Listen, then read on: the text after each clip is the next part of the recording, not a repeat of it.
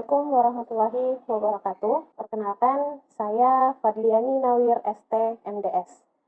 Merupakan salah satu dosen di program studi S1 Bisnis Digital, Fakultas Bisnis dan Keuangan, Institut Bisnis dan Keuangan Nitro. Salah satu mata kuliah yang saya ampuh yaitu pengembangan website interaktif dengan kode mata kuliah 425KO dan berada di semester 3. Mata kuliah pengembangan website interaktif ini adalah mata kuliah yang membahas tentang teknologi yang digunakan dalam membangun website.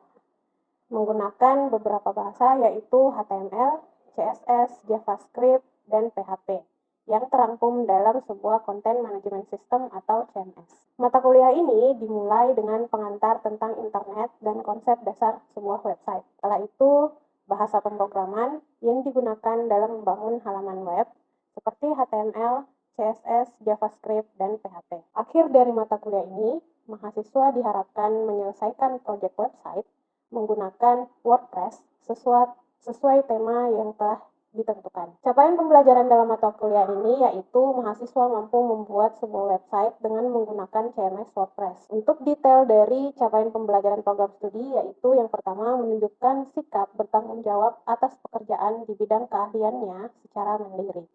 Yang kedua, menguasai pengetahuan tentang pemrograman berbasis web.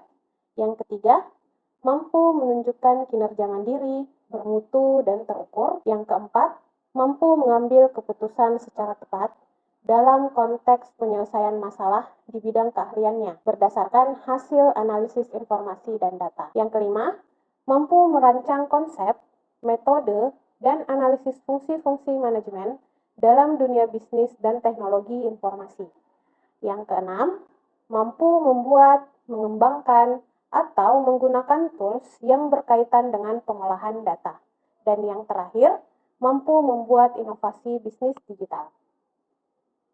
Sistem perkuliahan yang digunakan dalam mata kuliah ini adalah materi yang di-share di setiap pertemuan yang dapat diakses mandiri oleh mahasiswa, baik modul maupun referensi video tentang membangun website melalui LMS Nitro. Dan untuk tugas, dilakukan melalui proyek besar pembangunan website menggunakan WordPress yang dilakukan pada pertemuan 11 hingga 16 dengan mekanisme dimulai dari riset tentang tema website yang ingin dibangun, pembuatan database, lalu pembuatan menu, pembuatan setiap halaman web, memasukkan data ke halaman website, personalisasi tema dan layout website, serta diakhiri dengan presentasi website yang telah dibangun.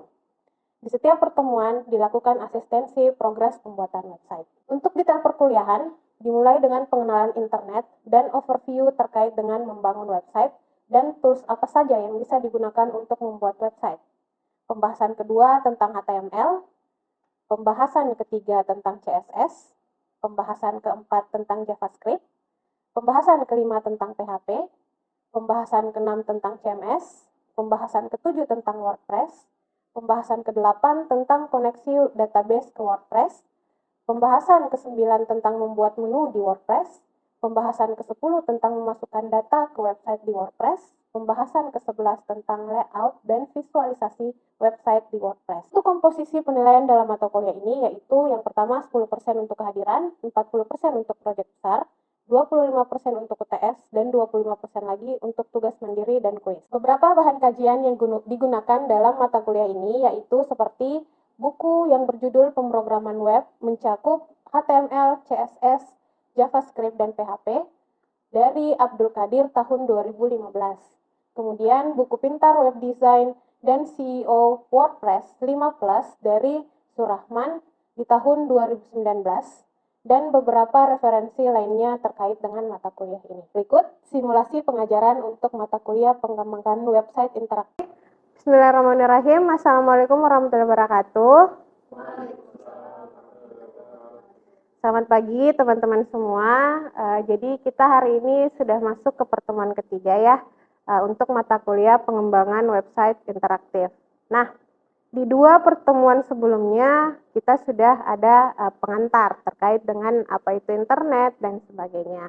Nah, saat ini kita sudah masuk ke bahasa pertama yang membentuk sebuah halaman web, yaitu HTML. Nah, ini ada highlight dari HTML sendiri, yaitu yang pertama pengenalan HTML, editor apa saja yang bisa kita pakai untuk HTML, kemudian selanjutnya kita masuk ke dalam 4 bagian dari tag HTML, yaitu HTML Basic, HTML Advanced, HTML Features, dan HTML Reference. Nah, yang pertama, kita masuk ke dalam pengenalan HTML. Jadi, teman-teman, HTML itu sebenarnya bukan sebuah bahasa pemrograman, tapi lebih kepada bahasa markah. Artinya, dia yang dibentuk atau dia yang membentuk sebuah halaman web untuk bisa dilihat oleh user. Nah, kepanjangan dari HTML yaitu Hypertext Markup Language. Bisa diingat? Coba bisa diulang? Hypertext Markup Language. Oke.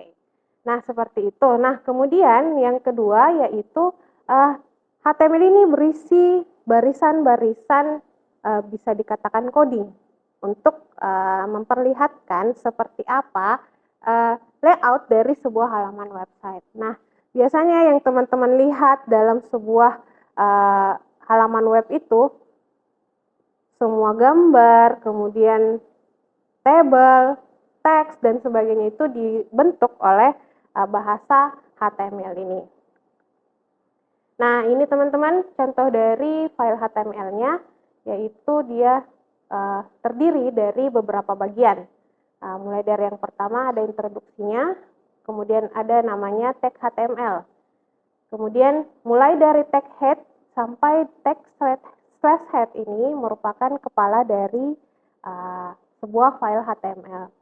Nah, kemudian di tag body hingga yang terakhir merupakan badan dari file sebuah file HTML. Ini detail dari penjelasan dari tag HTML tadi. Yang pertama merupakan elemen tertinggi yaitu tag HTML. Jadi ini dinamakan tag ya teman-teman. Dia dimulai dari simbol tanda lebih besar dan ditutup dengan tanda lebih kecil kemudian ditutup dengan tanda lebih besar. Nah, kemudian yang di bawahnya ya ini tadi dalam sebuah tubuh tag HTML itu ada namanya bagian kepala atau bagian head. Jadi di dalam sini itu isinya terkait dengan informasi yang teman-teman bisa dapatkan ataupun bisa dilihat di dalam sebuah file HTML. Mulai dari titel. Jadi ketika teman-teman membuka sebuah website baik di browser Google Chrome ataupun browser lain akan terlihat di bagian kiri atas ada judulnya di situ. Nah, ini yang masuk di judulnya sebuah halaman website. Nah, setelah itu ada elemen body. Nah, di elemen ini semua hal yang ingin kita masukkan ke dalam file HTML itu akan kita masukkan di sini. Mulai teks, kemudian gambar, list, table, video, gambar, dan sebagainya itu dimasukkan di dalam tag body ini. Seperti itu. Nah, ini rumus. Ini rumus dari sebuah tag yang ada di HTML. Ataupun kalau misalnya teman-teman lebih kenal dengan bahasa coding, bisa juga dinamakan bahasa coding seperti ini. Jadi, name tag-nya di sini. Jadi, contohnya seperti ini tadi, kita mulai dengan P ini untuk paragraf. Jadi dimulai dengan tag P, kemudian isinya apa? Nah, nanti di akhir diakhiri dengan tag slash P. Jadi seperti itu. Jadi di sini ada nama tagnya. Kita mulai dengan nama tagnya, kemudian isinya apa, dan diakhiri dengan slash dengan nama tag yang digunakan di depan. Seperti itu. Jadi di sini kalau ibu dulu itu biasanya hafal dari si tag-tag ini. Mudah kok dihafal karena dia terdiri dari satu-satu kata. Seperti itu.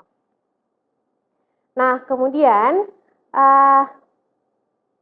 tag ini dalam HTML itu, tag HTML itu sangat-sangat case sensitif. Jadi case sensitif itu artinya untuk huruf besar ataupun huruf kapital dengan huruf kecil itu berbeda fungsinya. Berbeda mungkin dengan bahasa pemrograman yang lain. Untuk HTML ini dia sangat-sangat case sensitif.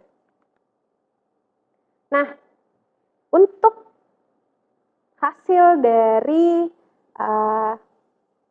script ataupun apa yang tadi kita buat, yang ini itu hasilnya akan berbentuk seperti ini. Jadi dia akan di sini tadi yang isinya title itu yang ini, kemudian ini isinya. Jadi bentuknya ketika file HTML tersebut sudah di-run di dalam sebuah browser, ini akan seperti ini bentuknya. Bisa dimengerti? Bisa ya. Oke. Kemudian ini struktur dari sebuah halaman HTML. Jadi biasanya itu dia ada tab-tabnya. Kita mulai dulu dari tag HTML, dia akan paling luar. Kemudian selanjutnya di bawahnya itu kita bisa men-tab satu kali agar ada level dan kita tidak bingung dengan apa yang kita buat. Seperti itu. Jadi di sini ada tab satu kali, kemudian dilanjut dari isi head ini untuk tag title kita masukkan lagi satu kali. Seperti itu. Begitupun juga di bawahnya di tag body, isinya setiap isi yang ada di dalam tag ini sebaiknya kita pisahkan dalam satu level. Itu untuk apa? Agar tidak membingungkan ketika kita sudah tagnya banyak. Karena ketika kita membuat sebuah website, ya tentu tidak seperti ini, tidak sesederhana ini tampilan dari codingnya. Nah, untuk sejarah dari HTML, jadi HTML itu sudah ada dari tahun 1989, teman-teman. Dia dipakai oleh Tim Berners-Lee ketika membentuk konsorsium WWW. Jadi WWW itu kepanjangan dari World Wide Web. Oke. Kemudian di 91 hadirlah si HTML ini. Kemudian di 93 sudah bisa ada seri terbaru dari HTML yaitu HTML+, 95 ada HTML 2.0, 97 sudah ada konsorsiumnya dari Web3 School. Ini konsorsiumnya kalau kita mau belajar ataupun belajar mandiri terkait dengan website ataupun terkait dengan hal lain dalam dunia digital itu ada namanya Web3 School. Nah, dia merekomendasikan untuk update terbaru HTML itu di 3.2. Nah, selanjutnya sampai sekarang itu sudah ada di HTML 5. Dengan perbedaannya itu sangat-sangat signifikan. Yang dulunya kita harus satu-satu memasukkan tag-tagnya, sekarang tidak lagi. Sudah ada framework yang dihadirkan oleh HTML ini. Nah, untuk editor HTML kita bisa memakai aplikasi Notepad++ yang telah kita install di pertemuan yang lalu.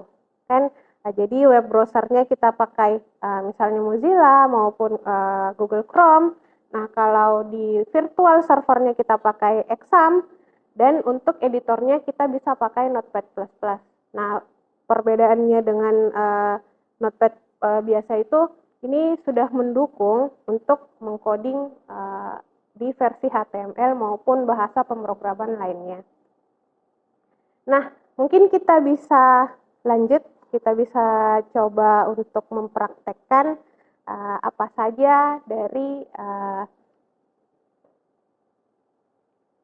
aplikasi untuk membuat file HTML ini. Nah, silakan teman-teman bisa masuk ke Notepad++.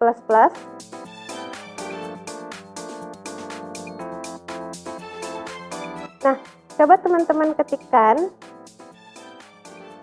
ini dokumen yang ada di atas, bisa diketikkan seperti ini.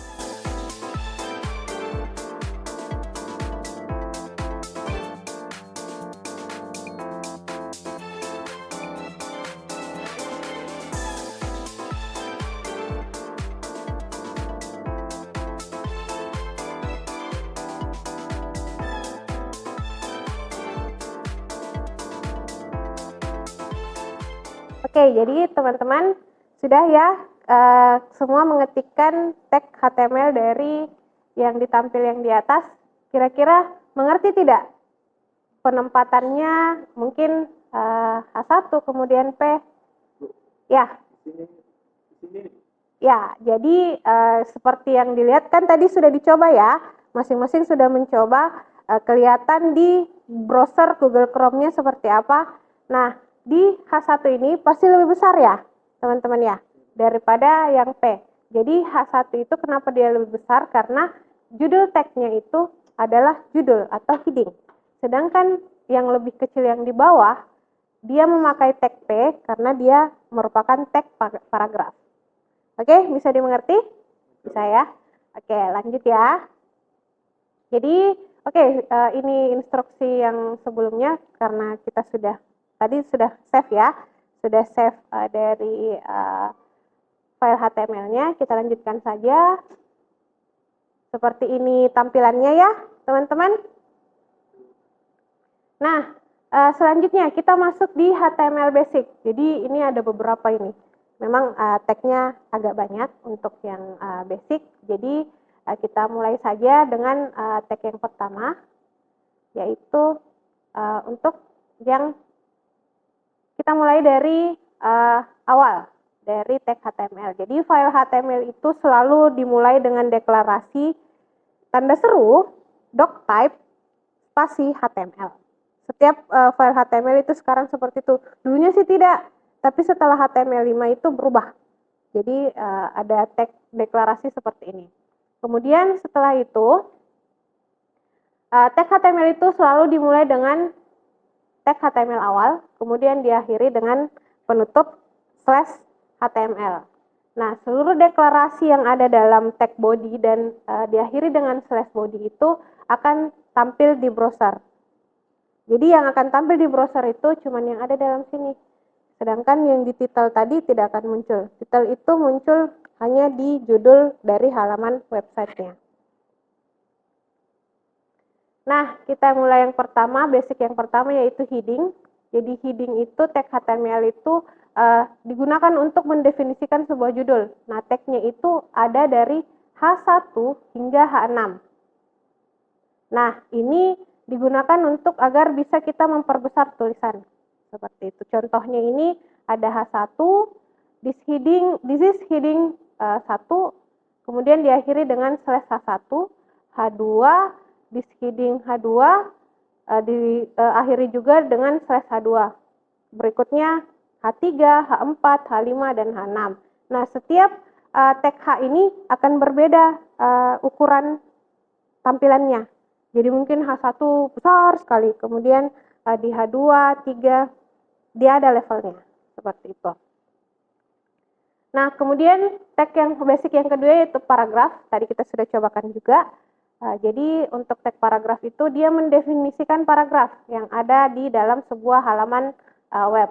Nah, di sini dia dimulai dengan tag P, kemudian diakhiri dengan tag /P. Isinya this is paragraf, kemudian di bawahnya juga ada sebuah paragraf lagi yang baru. Nah, di sini teman-teman, jadi ketika kita membuat sebuah paragraf di sebuah website, itu ketika kita mulai dengan tag P, sepanjang apapun teksnya harus diakhiri dengan /P agar ada ada pemisah antara paragraf satu dengan paragraf yang lain. Nah, kemudian di HTML atribut. Nah, di sini itu secara rinci kita akan memasukkan informasi yang ada di dalam elemen sebuah HTML. Jadi sebuah HTML itu semua tag yang ada di HTML itu mempunyai sebuah atribut. Jadi contoh tadi ada tag A, kemudian ada atributnya href. Kemudian P juga nanti ada atributnya juga, dan semuanya terkait dengan elemen yang ada di HTML itu pasti mempunyai sebuah atribut. Nah, atribut ini memberikan informasi tambahan tentang sebuah elemen HTML. Nah, atribut juga selalu ditentukan di tag awal. Jadi teman-teman, ketika kita membuat sebuah tag HTML, itu atribut itu selalu ada di awalnya. Jadi ketika misalnya contoh tadi yang ini, Tidak bisa itu isinya dulu di dalam baru atributnya. Seperti itu. Harus selalu atributnya dulu baru isinya.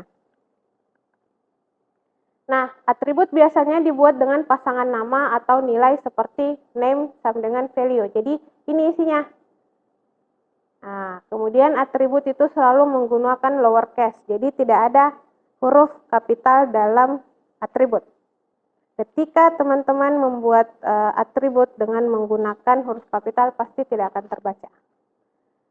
Dan kemudian nilai dari atribut selalu ada di dalam tanda ketik. Oke?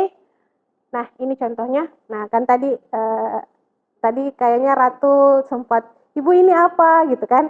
Nah, ini contohnya yang ada di yang lebih banyak. Tag HTML-nya itu lebih banyak. Ini contohnya seperti ini. Jadi, contoh di sini tag img src. Jadi img ini untuk mendefinisikan elemen gambar. Jadi ini tuh kita bisa pakai untuk memasukkan gambar di halaman HTML. Jadi di sini atributnya itu ada src, kemudian value-nya ini, kemudian ada lagi atribut panjang dari gambar tersebut, nilainya berapa, lebarnya, kemudian nilainya berapa, kemudian dia akan dinamakan dengan nama apa, gitu. Selanjutnya juga terkait dengan elemen link, atributnya href, kemudian isinya link, kemudian titelnya apa, dinamakan dia apa, dan selanjutnya seperti itu. Semua tag yang ada di HTML itu pasti mempunyai atribut. Dia tidak bisa berdiri sendiri. Nah, di dalam HTML atribut itu dibagi menjadi 4, yaitu ID, class, title, dan style. Detailnya seperti ini, teman-teman. Nah, contoh seperti di ID. Nah, di sini ada tag input dengan atribut type, kemudian isinya teks. Kemudian diberi nama dengan ID first name. Nah, nanti sebentar kita cobakan ya semuanya. Teman-teman bisa cobakan dan melihat perbedaannya seperti apa. Kemudian untuk kelas itu menggunakan elemen input dengan atribut type dan isinya ada teks. Kelasnya itu highlight. Kemudian nanti dia didefinisikan di bawah seperti apa. Nah, contohnya di sini dia didefinisikan ke dalam sebuah elemen div. Dia di kelasnya box highlight, kemudian isinya ini. Kemudian di tag P juga dia dimasukkan kelas highlight. Jadi this is a paragraph. Untuk hasilnya nanti kita lihat sebentar, kita contohkan sebentar. Nah, untuk di title, perbedaannya, jadi kita bisa lihat di script ini, jadi ada elemen ABBR, kemudian titelnya, atribut titelnya, kemudian isinya World Wide Web Consortium. Kemudian dia akan ada di di sebuah link, titelnya ini, dan dia akan digunakan di dalam sebuah tag yang mencari sebuah image. Jadi seperti itu. Jadi dia akan ada di dalam tag title ini. Jadi yang akan muncul ketika kita mengklik gambar tersebut akan muncul ini. Jadi ketika kursor kita ada di gambar, nanti gambar kites, itu dia akan muncul untuk ada sebuah kotak dialog dengan isinya itu teks ini, click to view a larger image. Nah, kemudian untuk style, nah di sini teman-teman yang suka main gambar dengan berbagai warna, teks dengan berbagai warna, bisa menggunakan atribut style. Jadi di sini contohnya ada elemen tagnya P, kemudian stylenya kita akan rubah si teks ini berwarna biru. Begitupun dengan tag image atau img ini, kita bisa mendefinisikan juga di sini stylenya apa. Misalnya panjangnya itu cuma 300 pixel seperti itu. Nah, ada juga contoh yang di bawah, div style border 1 pixel solid red. Jadi border ini sebuah garis, teman-teman. Jadi ketika ada sebuah teks, misalnya di sini some content, itu akan ada satu garis kotak luar yang akan melindungi si teks ini dengan ukuran 1 pixel, kemudian warnanya solid red. Bisa dimengerti kira-kira? Bisa ya. Selanjutnya adalah HTML styles. Jadi dari dalam HTML styles ini di sini yang Ibu bilang juga tadi, isinya itu berupa warna, kemudian ada huruf atau font, ada beberapa size atau ukuran dari sebuah warna, font, kemudian gambar dan sebagainya. Nah, contohnya di sini di tag P ini dia memakai style untuk tulisan ataupun teks dari I'm red ini menggunakan warnanya warna merah. Kemudian yang di bawah itu dia menggunakan warna biru. Kemudian yang di bawah lagi dia menggunakan font size-nya itu menggunakan 50 pixel.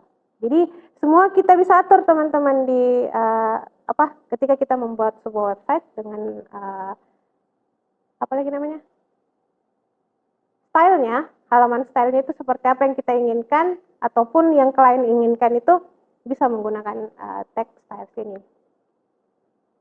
Nah, selanjutnya yaitu menggunakan tag image.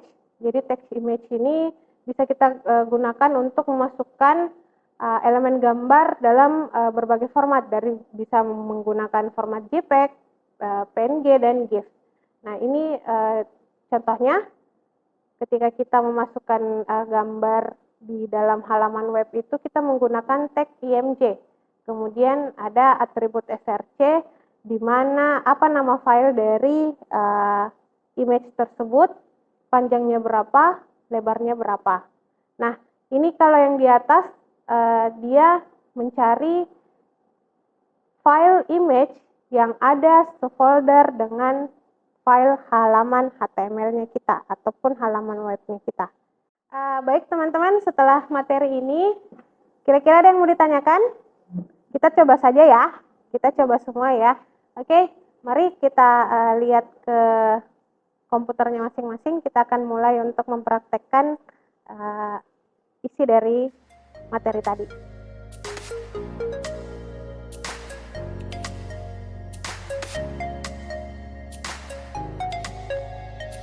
Oke, baik teman-teman, setelah kalian semua tadi mempraktekkan seluruh tag yang ada di HTML, kira-kira kebayang ya semua untuk membangun sebuah halaman website itu menggunakan bahasa HTML itu seperti yang sudah kita cobakan tadi.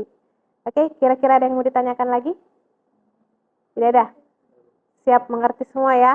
Jadi, nah minggu depan itu kita akan lebih kepada styles. Jadi kalau di minggu ini kita belajar tentang basic dari pembentukan sebuah halaman HTML, halaman web menggunakan HTML. Nah, kalau di minggu depan itu kita sudah masuk ke ada namanya bahasa style, namanya CSS. Jadi Cascading Style Sheet. Jadi itu lebih menyenangkan teman-teman daripada HTML ini. Ini menyenangkan juga kan? Oke. Baik, terima kasih untuk pertemuannya hari ini. Sampai jumpa minggu depan. Assalamualaikum warahmatullahi wabarakatuh. Selamat siang.